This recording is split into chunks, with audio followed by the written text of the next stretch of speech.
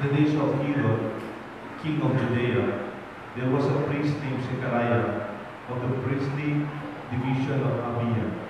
His wife was from the daughters of Aaron, and her name was Elizabeth. Both were righteous in the eyes of God, observing all the commandments and ordinances of the Lord blamelessly. But they had no child, because Elizabeth was barren, and both were advanced in years. Once he was serving as priest in the division's term before God. According to the practice of the priestly service, he was chosen by God to enter the sanctuary of the Lord to burn incense. Then, when the whole assembly of the people was praying outside, at the hour of the incense offering, the angel of the Lord appeared to him, standing at the right of the altar of incense. Zechariah was troubled by what he saw, and fear came up to him. But the angel said to him, "Do not be afraid, Zechariah, because your prayer has been answered. Your wife, Elizabeth, will bear you a son, and you shall name him John. And you will have joy and gladness, and many will rejoice in his birth. And he will be great in the sight of the Lord. He will drink neither wine nor strong drink. He will be filled with the Holy Spirit even from his mother's womb. And he will turn many of the children of Israel to the Lord their God. He will go before him in the spirit and the power of Elijah, to turn the hearts of fathers towards children, and the disobedient to the understanding of the righteous, to prepare a people fit for the Lord." Then Zechariah said to the angel, "How shall I know this? For I am an old man, and my wife is advanced in years." The angel said to him in reply, "I am Gabriel, who stand before God. I was sent to speak to you and to announce to you this good news. But now you will be speechless and unable to talk until the day all these things take place, because you did not believe my words, which will be fulfilled in their proper time." Meanwhile, the people were waiting for Zechariah and were amazed that he stayed so long in the sanctuary. But when he came out, he was unable to speak to them, and they realized that he had seen a vision in the sanctuary. He was gesturing to them, but remained mute. Then, when his days of ministry were completed, he went home. At this time, his wife Elizabeth conceived, and she went into seclusion for 5 months, saying, "So has the Lord done for me at the time when he has seen fit to take away my disgrace before others." My dear friends, the good news of our salvation. Praise to you, Lord Jesus Christ. In the name of the Father, the Son, the Holy Spirit. Good evening, my dear friends. Kanina, after reading the good news, sabi ko, this is the good news of our salvation. Ang sinagot po ninyo, praise to you, O Lord Jesus Christ. Praise the Lord Jesus Christ. That is the normal reaction when you hear the good news. The normal reaction when we receive the good news, it's just like, praise the Lord, salamat kay Diyos. Pumasa ka sa board, you pass the board exam. Praise the Lord. Successful ang operation ng father ko. Praise the Lord. You receive a letter of acceptance of employment.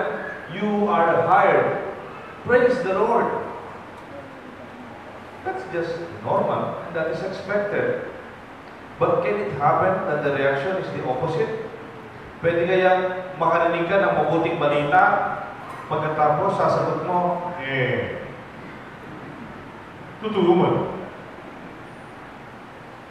Not praise the Lord, but ang sasagot mo, fear, doubt, anxiety, and trouble. Pwede ba yun? Pwede ba yung makarinig ka ng mabuting balita, pero yung sasagot mo, takot, pagdududa, at pagiging mababalisa ka pa? My dear friends, this is the gospel. The angel was very excited to proclaim to Zechariah the good news that their prayer to have a child is answered. In fact, the angel outlined the way of life, the expectation of this name of John, and he will be great. Zechariah, rejoice! You are heard by God, and your prayer is answered. In simple words, good news, Zechariah! Answered prayer. Elizabeth, your wife, will bear you a son. Anong sagot niya? Praise the Lord! Salamat sa Diyos! Yehey! Hindi po. But he doubted. He feared. And he was perplexed. He was troubled. Eh, totoo? Totoo mo yan. Eh? Totoo? You know, maybe the angel Gabriel was offended. Kaya sabi niya, I am Gabriel. I stand by the word of God. Para bang na-insulto itong nagbabalita, napahiya siya. Ang naging sukli ay pagdududa, hindi pagpapasalamat. Pwede kaya you believe in the good news, you pray for the good news, and when the good news reaches your life, you give up, or you already gave up. It's good news. Mabuting balita ito. But siya nagduda at sumuko na. Siguro, ang tingin ko lang kay Zechariah ito, maybe his prayers were not answered. Did you experience that? You have prayers and yet they are not answered. In spite of a life of faithfulness and righteousness, nagkikipagluwina ka, nagdarasal ka, nagpapadasal ka, may intention ka pa sa misa, nilagay mo pa doon yung intention mo. Could it be possible that you have prayers like Zechariah and Elizabeth? Your prayers are not yet answered? Push. Push. Continue praying. Alam niyo po yung meaning ng push? Diba? Yung peace. Yung P, pray. You, until S, something happens. Push. Pray until something happens. But we can continue to pray, but when something happens, it's possible that it has been so long that you already gave up pala. The longevity in the life of Zechariah, I am old, and my wife is already old. May senior citizen na kami. We waited too long for the answer until you already gave up on your own prayer. Zechariah was already pessimistic. He already resigned his prayers. I am advanced in years. I realized Zechariah was praying. In fact, he was a leader in the prayer, but he was just going through the motion of the ritual obligation. Nagdarasal siya, oo. Pero sa totoo, may nainipan and may maniwala. Patience is a virtue of the wise. Patience is part of holiness. When you doubt, sometimes nakakalungkot. Minsan, wala namang masama. Paminsan-minsan, dumadaan sa kalooban natin yung pagdududa. But do not allow your doubt to overshadow your faith. May repeat, do not allow your doubt to overshadow your faith. This is what happened to Zechariah. Nagdarasal siya, kamukha natin, nagsisimba, going through the obligation, Sunday obligation, to our prayer, para simbang gabi. But because it was too long, God's time, Zechariah did not believe anymore. Hindi na siya naniniwala. But the good news is this, Zechariah gave up, but God did not. Pwede ba yun? Yes. Kung minsan ikaw mismo, sumuko ka na sa sarili mo. But God did not give up on you. There's a big attitude difference when you say, it is difficult, but it is possible. Mahirap. Pwede. Posible. Why not? Gawin natin yan. Pwede. Di ba may kasabihan si Robert Kennedy? Some people see things as they are and say, Why? Bakit ganyan? Bakit ganyan? Pero sabi ni Robert Kennedy, but I see things that were never were. And I say, why not? The possibility, the potential, and the promise. Kaya nga, ang ganda ng attitude, it is difficult. Yes, it's difficult, but it's possible. Kumpara mo dun sa ibang attitude na negative, it is possible, but it's difficult. Posible, pero masakit yan, iba. And sometimes, miracles do not happen when we have that attitude. Determination is part of holiness. Hindi perke banal ka, kagad ka sumusuko. Parte po ng ating pagdarasal is the strength and determination of our heart. Our resolve to go beyond the storms and the challenges of our life.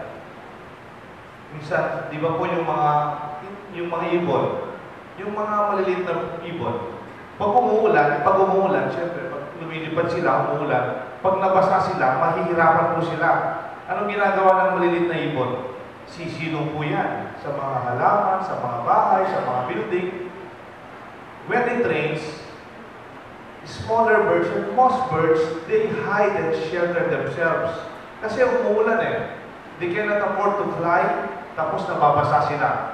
Mawawala na po yung aerodynamics nila. Kaya nga, natatago na sila pag umuulan. But there is one. Pag umuulan, they can still fly. You know why? They fly above the clouds. They are the eagles. Ang mga agila po, pag umuulan, hindi sila nagtatago. They fly above the clouds. Sa atin, when we pray, may we have the strength of the eagle to go beyond the clouds that maybe would destroy our sense of balance. Our experiences of failure. Ako naniniwala po ako, failure is part of success. Can you repeat that? Failure is part of success. Failure is not failure for itself. It is a message for you to do better and to learn even from that failure. Pakinggan niyo po yung mga successful na negosyante. Hindi naman one time, big time lang yan. Maraming beses nagkamali yan. Pakinggan niyo po yung mga tao, they made it. Not because they did not fail, but because they did not give up. Pwede naman, you never fail kasi you never tried. But take note, failure is part of the story of our success. Gusto ko lang po magtapos sa isang kwento ng dalawang storya. Siguro you never heard this name. Ang pangalan niya, Samuel Pierpont Langley. Maybe you don't know this guy. Kung tignan mo siya, professor po yan. Professor ng physics and astrophysics ng Harvard University. He's not only a professor of Harvard University, you can check his biodata. He's a well-known researcher, observatory, and he's the forefront in terms of aerodynamics and studies of engineering. And because of this, he was commissioned by the US government to come up with the first airplane. And he was well funded. He hired the best mechanics, mechanical engineer, and astrophysicists as experts. Professor Samuel Langley. He was famous. His words were followed by the media. Parating nasa dyaryo ginagawa niya. Nasa first step na siya, nasa second step. Meron pa siyang regular, ano tawag nito? Regular press conference. He was funded by the US government. Imagine, kung may funding ka ng US government, name the price. Hire the best people.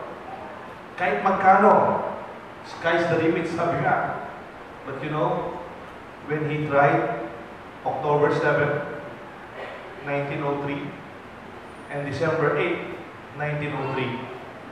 And his first two attempts to fly the first airplane, he gave up. He gave up. He cannot accept his failure as a renowned professor and funded by the US government. Hindi niya matanggap, hindi lumipad ang kanyang mga prototype. May dalawang magkapatid. Hindi po sila nag-aral. Hindi po sila nag-aral sa Harvard. Hindi po sila professor. Alam niyo po anong natapos sila? Yung isa, third year high school. Yung isa naman, nakarating ng 4 years sa high school. Wala silang funding. Anong background nila? Gumagawa po sila ng bisikleta. Bisikleta